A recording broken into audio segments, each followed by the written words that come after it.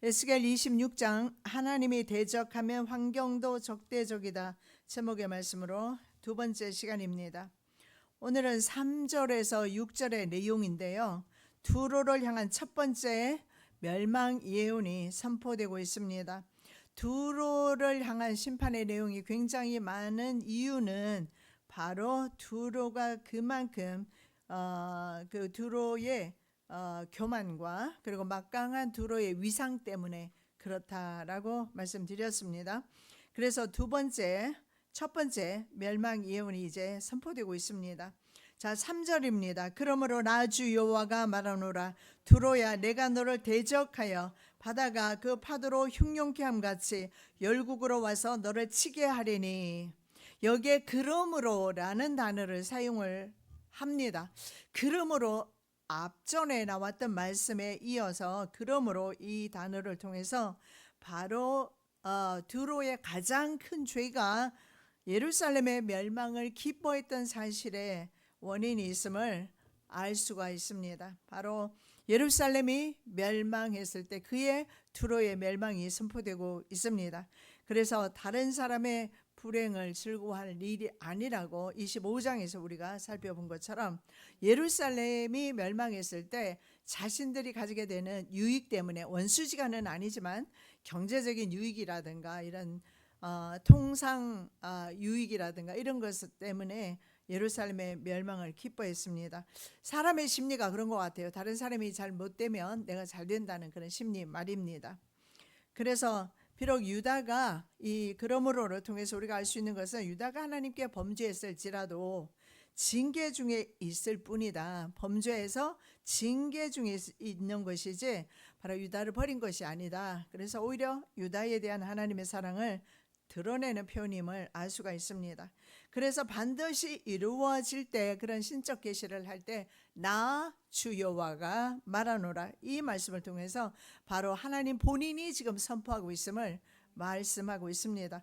그래서 우리는 하나님의 말씀을 하나님께서 직접 선포하시는 말씀으로 받을 때에 그 말씀이 우리에게 능력이 될 줄로 믿습니다. 자, 그래서 보라, 내가 바로 이렇게 말합니다. 나 주 여호와가 말하노라.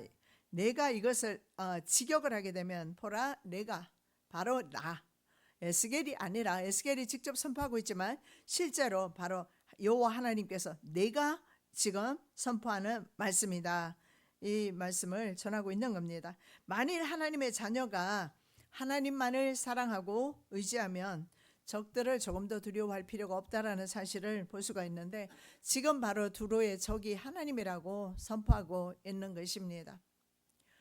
여호와 하나님의 강한 심판을 오늘 본문에 보니까 바다가 일으키는 강력한 파도 이미지를 사용하고 있습니다. 자, 왜 그러냐 하면 두로는 우리가 알아야 될 것은 해상무역으로 그 명성을 떨쳤던 그런 국가입니다.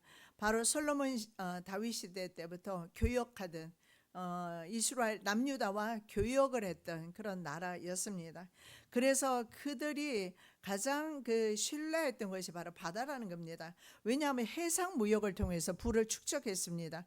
그런데 하나님께서는 그 바다가 그들에게 유익을 줬다면 바다에서 일고 있는 파도를 통해서 이 두로가 얼마나 처참하게 멸망하게 될 것인지 말씀하고 있습니다.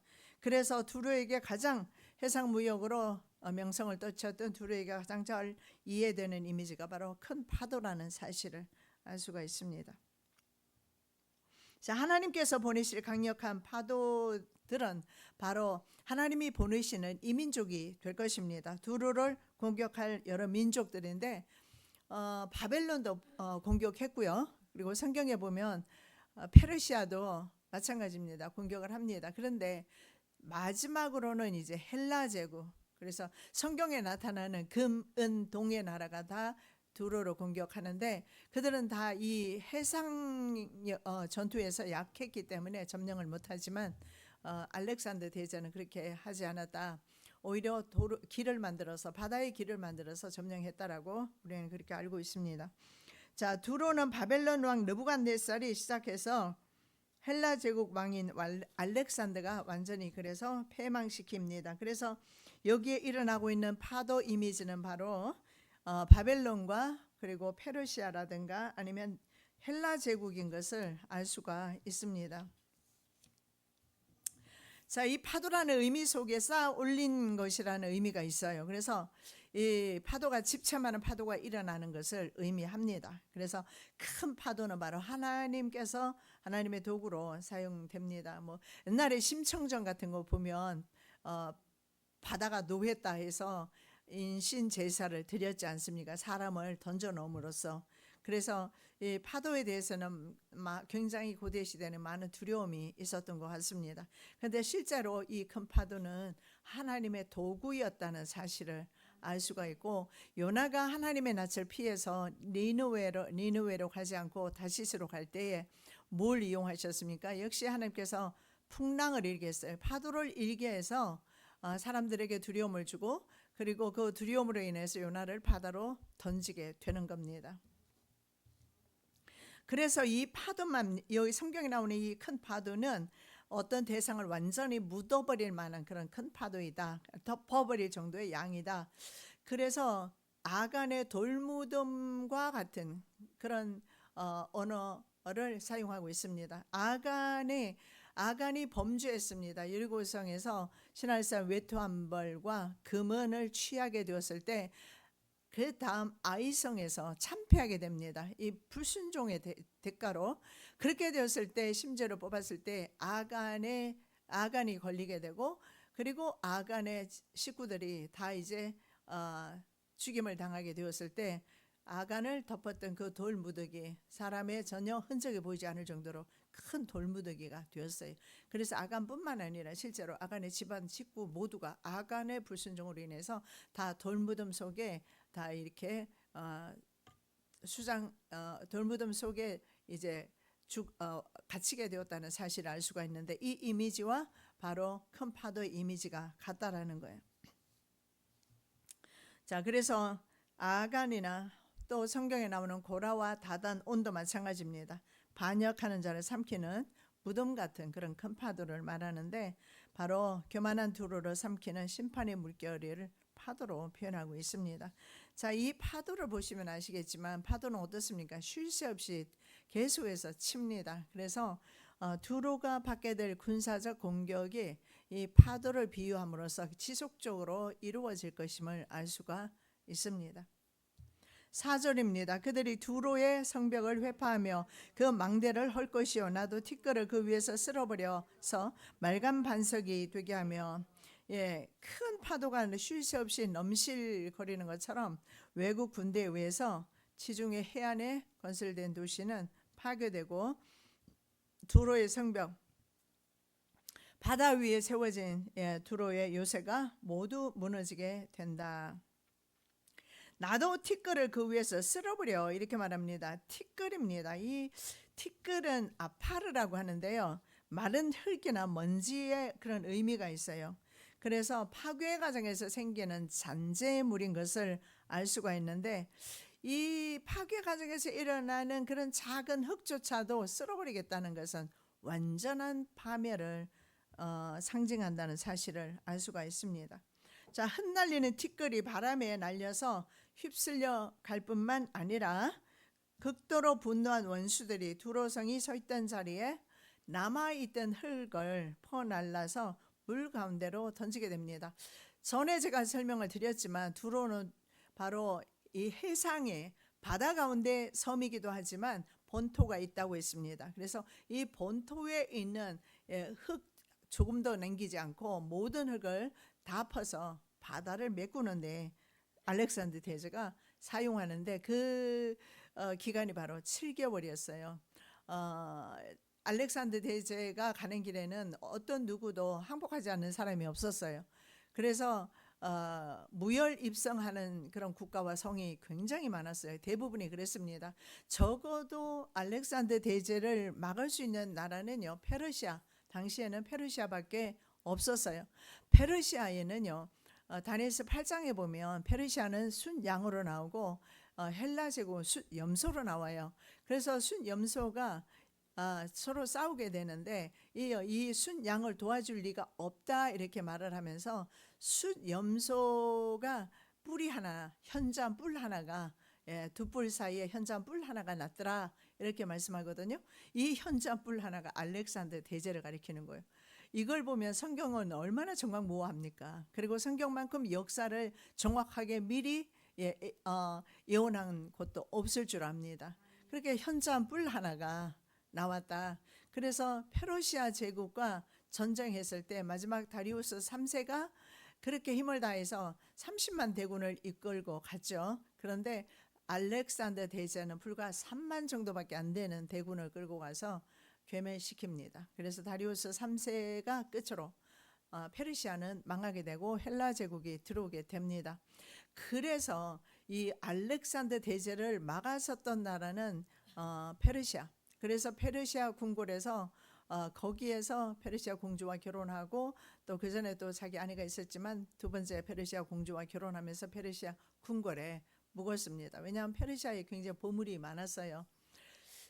그러면서 페르시아를 전진 기지로 해서 인도 쪽까지 점령하다가 나중엔 할 수 없이 군인들이 더 이상은 못 가겠다 저항을 하는 바람에 페르시아로 돌아왔다가 독극물에 의해서 뭐 죽임 당했다 혹은 뭐 병으로 죽었다 뭐 이런 많은 말들이 있지만 하루아침에 갑자기 죽게 돼요. 자, 이런 역사 가운데서 이 알렉산더 대제를 막았던 나라가 없는데 이 7개월간이나 무려 두로성은 저항을 합니다. 그것이 바로 해상의 이점입니다. 해상 무역의 이점이고 그리고 바다 가운데 섬의 이점, 이런 전략적인 요충지로 인해서 대부분 나라들은 막아냈는데 이 알렉산더 대제가 이렇게 길을 내면서 바다 가운데 길을 내면서 요즘에 왜 간척지 있지 않습니까? 그 흙을 메꿔서 땅으로 만드는, 그러니까 요즘에 이런 일들이 있었던 것이 아니라 알렉산더 대제가 벌써 미리 이런 일을 했던 것을 보게 돼요. 그래서 이제는 그 두로 섬과 본토가 바로 연결이 되도록 그렇게 해놓은 겁니다. 그렇게 해서 알렉산더 대제는 들어갔을 때 너무너무 분노했어요. 왜냐하면 대부분은 항복을 미리 받았는데 7개월 동안 묶여서 더 이상 정복 전쟁을 못하고 있었던 거예요. 알렉산더는 계속 앞을 향해서 전진만 하고 있었는데 7개월을 묶어버리니까 화가 나서 들어갔을 때 두로 왕은 마차에 끌고 다니게 해서 죽게 만들고 백성들 다 죽이고 정말 이 성경 말씀 그대로예요. 말간 반석이 되게 했다. 심지어는 먼지조차 없게 만들어버렸다. 그 정도로 초토화시켰다. 이 이유가 바로 두로의 교만 때문입니다. 그래서 두로의 교만은 나중에 이제 나오겠지만 바로 루시퍼의 교만과 같다. 사탄의 교만과 같다. 교만한 것은 하나님의 최대의 적이 된다는 사실을 알 수가 있습니다. 자, 티끌이 모두 제거되면서 성은 무너집니다. 예루살렘을 멸망당할 때 밭같이 바로 갈아엎어졌습니다. 미가스입니다. 이러므로 너희로 인하여 시온은 밭같이 갈멸당하고 예루살렘은 무더기가 되고 성전에 사는 숯불의 높은 곳과 같게 되리라. 예루살렘이 이렇게 시온이 밭을 갈아엎은 것처럼 그렇게 됐는데 너도 똑같이 그렇게 된다라는 거예요. 그러나 유대 백성에게는 미래라는 게 있습니다. 쓸어버린다는 것은 문질러서 완전히 깨끗하게 청소하는 것을 말합니다. 그래서 말갛게 벗겨서 맨바위가 되게 합니다. 그래서 이 역사학적으로 바로 이 알렉산더 대제를 너무나 오랫동안 앞을 막았기 때문에 이런 결과를 가져오게 된 것을 보게 됩니다. 그래서 이런 지정학적 전략적 요충지가 였던 두로가 이렇게 황폐하게 된 것이 바로 기원전 332년입니다. 알렉산더 대제후에서 성취되죠. 자, 예루살렘을 멸망시키기 위해서 맨 처음에 왔던 왕이 바로 바벨론 왕 느부갓네살이었습니다. 좀 더 살펴본다면 느부갓네살이 말과 병거 그리고 온 땅의 군대들, 다국적 군이 되겠죠. 점령국의 군인들까지 다국적 군대들로 페르시아 군이 멸망하게 된 지게 된 이유 중에 하나가 바로 이 다국적 군이어서 그렇습니다. 그런데 실제로 헬라군은 어땠을까요? 알렉산더 대제가 자신의 휘하 장성들과 군인들에게 자기의 궁궐의 모든 재산까지도 사실은 다 팔고 해서 그들에게 다 나눠줬습니다. 그리고 점령지에서 모든 전리품들을 그들에게 풍성하게 나눠줬어요. 그렇게 해서 반발 없이 그들을 끌고 갔던 것과는 대조되게 다른 나라들은 대부분 이런 다른 나라 점령 국가들의 군인들까지 합류하게 돼요. 그래서 페르시아 군도 마찬가지입니다. 그렇게 해서 오히려 나중에는 뭐 언어가 서로 소통이 되지 않고 이렇게 하면서 전쟁에서 많은 대군을 이끌고 와서도 지는 경우가 발생하게 되는 거예요. 자, 가장 먼저 왔던 군대가 바로 느부갓네살 왕의 군대입니다. 파도처럼 밀려왔습니다. 두로의 모든 요새들을 장악하고 성벽을 무너뜨리고 망대를 헐었습니다. 왕을 붙들어 가고 그리고 나라들은 그에게 조공을 바쳤습니다. 그래서 느부갓네살 왕은 왕중 왕이었다. 그래서 성경에 다니엘은 그를 금신상의 머리라고 표현을 합니다. 그러나 마지막으로 여러 열국이 왔는데 마지막에 첫째가 느부갓네살 왕이고 마지막이 알렉산더 대제라는 사실을 알 수가 있습니다. 자, 5절입니다. 바다 가운데 금을 치는 것이 되게 하리니 내가 말라였음이니라. 나 주 여호와의 말이니라. 그가 이방의 노략거리가 될 것이요.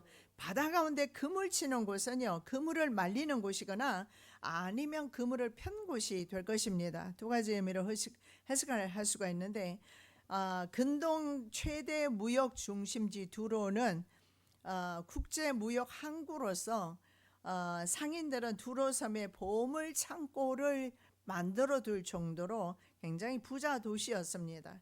그래서 일반 베드로가 살았던 오촌과는 달라요.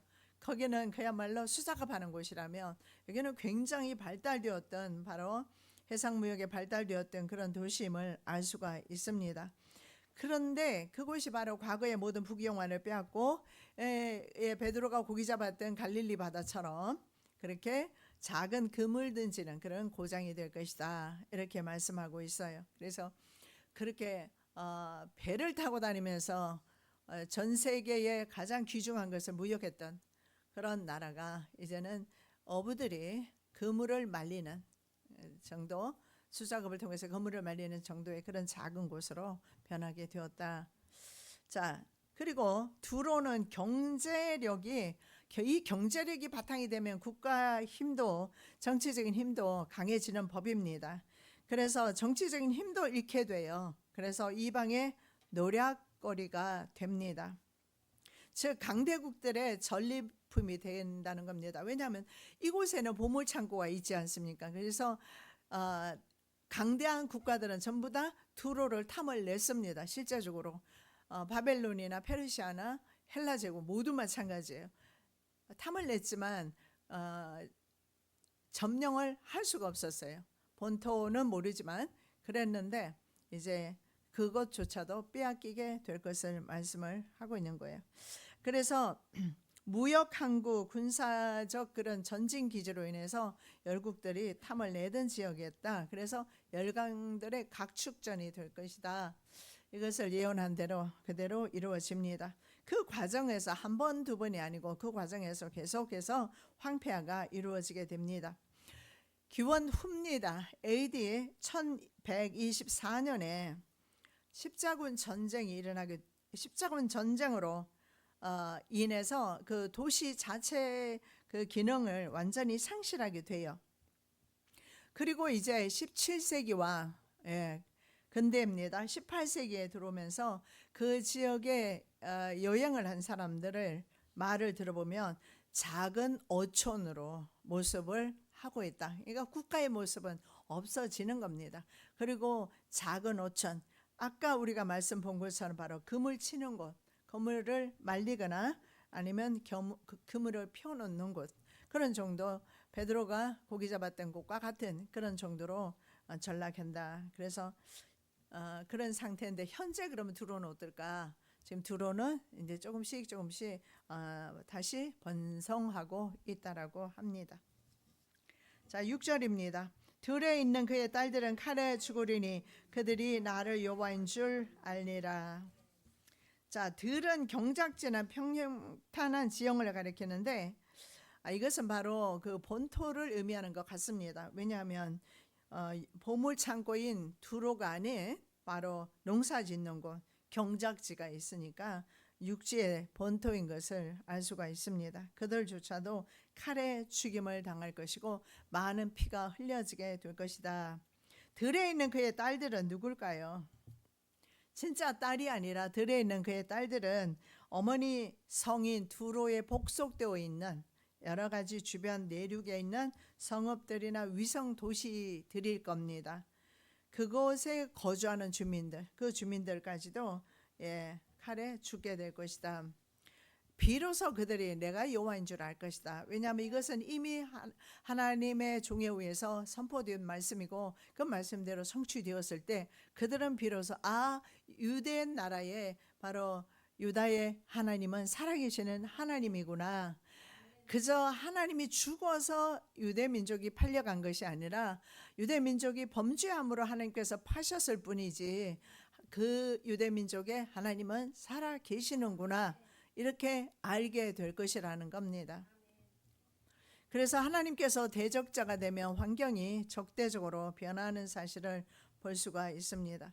그래서 여러 나라들이 이렇게 와서 두로를 치게 되면서 두로는 완전히 그 옛날의 위상을 모두 잃어버리게 된다라는 겁니다.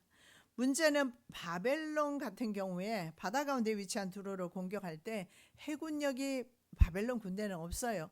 그 바벨론 군대는요, 그 능력이 어디에 있느냐 하면은요, 육군에 있었어요. 특히 기마병 말입니다. 그 하박국 말씀에 보면 바벨론 군대가 군대의 기병대가 오는 것을 날아온다 이렇게 말해요. 발이 땅에 닿지 아니하고 날아서 오는 것처럼 기병대가 굉장히 신속하게 빨리 정복 전쟁을 수행했습니다. 그래서 바벨론의 경우에는 이런 해군력이 없었기 때문에 전쟁에서 작은 나라지만 점령할 수가 없었고, 그래서 그 다니엘은 바벨론을 표현할 때 사자이면서 독수리 날개 달렸다 이렇게 말하지 않습니까? 그래서 하박국 선지자는 날아가는 것을 표현할 때 바로 이 기병대, 육군입니다. 기병대를 표현하고 있는 것을 보게 돼요.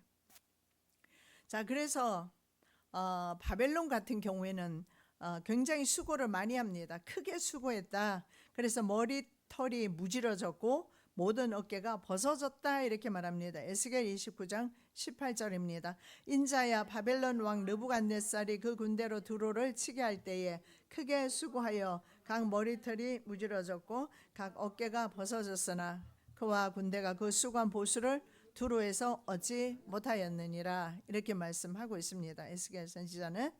자, 이 무지러졌다는 말은 뭐냐면 머리털이 다 벗겨질 정도로 그렇게 고생을 합니다. 그리고 모든 어깨도 마찬가지로 벗겨집니다. 그렇게 고생을 합니다. 그래서 말입니다. 그래서 두로가 생각할 때는 절대 우리를, 그 바벨론 군대가 그 당시에 가장 강력했지 않습니까? 금나라로 표현되는, 그리고 사자 제국으로 표현되는 나라, 그 나라조차도 두로를 무너뜨리지 못합니다. 그런데 그 교만이 결국은 자기 자신을 망하게 합니다. 헬라 제국 시대에 이르러서는 완전하게 패망하는 것을 보게 됩니다. 그래서 우리는 이 말씀을 통해서 또한 우리도 교훈을 받습니다. 우리는 만사에 하나님 앞에 우리의 힘이 아닌 주가 주시는 힘으로 살면서 우리가 자랑하지 아니하며 교만하지 아니하며 하나님의 종으로서 그저 우리는 무익한 종입니다. 겸손하게 나가야 될 것 같습니다. 살아계신 아버지 하나님, 참으로 감사합니다. 우리는 언제나 이렇게 하나님의 주신 말씀을 통해서 배웁니다. 역사를 통해서도 배웁니다. 역사의 아이러니는 부모의 죄를 그대로 자식들이 답습하고 조상들의 죄를 후손들이 답습하는 것이지만, 그러나 우리 그리스도인들은 그렇게 하지 않습니다. 조상들의 죄를 답습하지도 않고 과거의 죄도 답습하지 않고 모든 죄와 죄악을 끊어버리고 교만을 벗어버리고 오직 주님 앞에 겸손하게 순종함으로 나아갑니다. 저희들의 걸어가는 길 위에 주님 축복하소서. 언제나 아버지 겸손한 주의 종들 아버지 구원을 이루어 주시옵시고, 아버지 하나님 저희들을 통하여서 많은 영혼들이 구원받는 은혜가 있게 도와주시고 하나님 나라의 선한 도구로 사용하여 주시옵소서. 거룩하신 예수 그리스도의 이름으로 기도드립니다. 아멘.